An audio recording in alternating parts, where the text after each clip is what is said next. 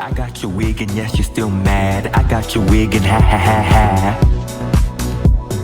I got your wig and ha ha ha ha. You're so upset and I could care less. Get out of my face. I got your wig and yes, you're still mad. Ooh, you're mad, bitch.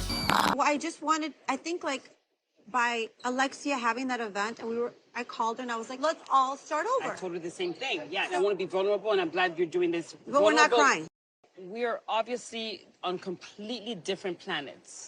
First of all, I personally think that Alexia's event was not the place to do this. Social media with Mirror, mirror on the wall, who actually is the fakest housewife of them all?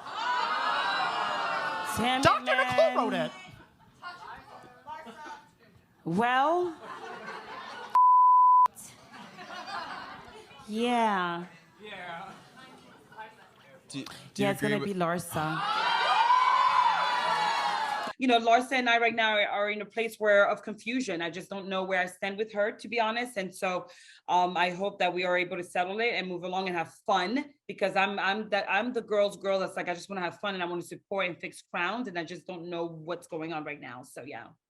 Yeah, I mean, it seems like that. Just seeing your personality on the show, it just seems like, yeah, you are a girl's girl. You want to get along with everyone. And you mentioned before the Larsa Pippen drama, which kind of came out. She said something about you being the fakest cry or something like that, right? Yeah, so it stemmed from something I said on Friday. I was at Page Six's live podcast for virtual reality with Evan. And so there was something that happened with us. They were playing a game. It was like actually very, very silly. And they said, who's the fakest? EST. So you have to pick someone. I'm like, I don't know, Larsa. But I said that with some kind of intent behind it, because I do feel right now I'm confused as to what she thinks of me as being a friend to her, because I saw her as my friend. And you see me this season saying, my God, Larsa, you know, she's that kind of girl that's gonna ride with you and say, hey, you're gonna kill it, Guerdy, you're doing great. And and then you see me sticking up for her with Lisa, like, hey, Lisa, she's hurt. That's why she came with a low blow. And even all the way to the reunion, you see me still trying to figure out a way to make her and Nicole make up. I'm fighting for Larsa to make good with everyone, and I've got her back like that, the way I have Nicole's back. Okay. I have given you a lot of grace when I felt dismissed, disrespected. Like, same. But for some reason, I'm watching one confessional at a time, one episode at a time, and I'm like, what is Guerdy talking about? Why is she even talking? Oh my God, I'm so confused. What did she say? And I'm like, okay, so maybe we're not as friends the way I thought we were, and you don't reciprocate friendship the way I do. I'm completely confused as to what's going on. So I'm in my feelings right now about it. And I'm just kind of like, one more episode of like, okay, we're on different pages as far as friendship. Right. That's what I think. And I don't think I'm lying when you see that every single time she talks about me on her confessional, it's like lost and confused. Like, she's like, I don't know what's going on. Like, who is she? Like, who is she? Pretty much. I'm like, okay, wow, got it. I'll stay away. But I'm saying, you're saying that, I don't even know what you're saying, no offense, I have no idea what you're saying. And that's my point. You're not listening to me. And that's not a friend I want. Maybe if you say a few less words. Do you want me to start crying too? Do you want me to tell you everything? I have breast cancer.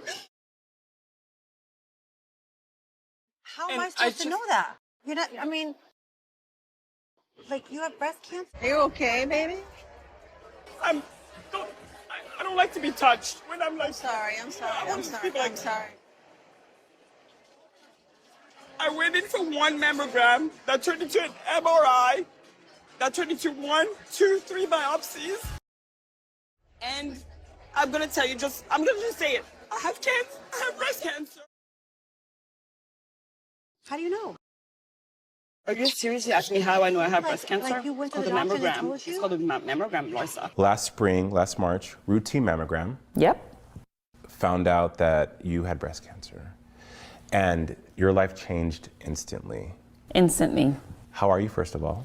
I'm doing great. I beat breast cancer, thank goodness. I went through chemo, beat chemo, and now I'm doing my radiation, finishing up with that. So it's a 4-week process. I'm on week 3, so 1 more week to go, and I'll be back to my old self, God willing. When you got the diagnosis, what was that first emotion you felt? Shock and denial. Like, what do you mean? Nothing feels off. I'm not in pain. What are you talking about? It's a mistake. I didn't know. I need you to come, please. Oh my God. I need you. I know I'm trying to tell you, but listen to me, please. You need to listen. I don't know what you're fighting over. I'm not fighting you. Listen, Larsa, stop, please. I just want you to listen. me. I need you to give me a safe space to be myself. To not say, well, oh, 2 minutes, like just don't judge, don't say anything to me. I haven't told anybody except for now you, my family. What did Russell say? Disbelief. And, you know, and of course, the first thing he says is, you know, we'll get through this. And he says all the right things, but you doubt yourself. Are you? You know, is it going to be okay? And thank God, you know, the doctor's team made it known that I will get through this. And that's the reason why I shared it, because I knew I was going to come out on top. So I'm fortunate to be able to have, you know, known that. But not everybody has that destiny, you know? I wish you would have told me this when you first sat down. That's not something you just say when we first down. That's Well, not like, how you open up a conversation. I don't know, like, they don't cut you, And then- they do like a little biopsy, or they have to cut. They have to cut me. I hope that you take it in confidence right now, just because I'm not Yeah, sure I'm how not- I'm I going to do don't it. Yeah, I know. tell I your know. I'm story. just saying, you know, I want to make it clear, because I have to now tell the rest of the girls, and I don't, you know, like, there's never a perfect timing with these girls, you know? Like, that's the thing about it. I mean, you're not gonna get one. This is like serious. No. But I just want you to know that I Yeah. really feel bad, and I love you, and I'm gonna be here for you.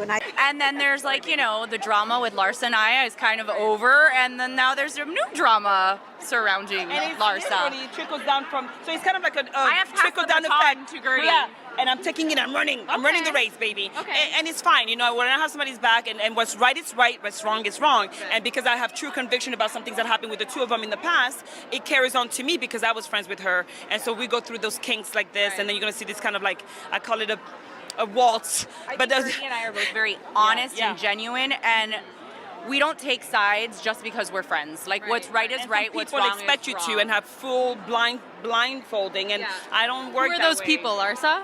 Well, like we said, it starts with her, and the baton is passed to me, and it is what it is, and it ain't what it ain't.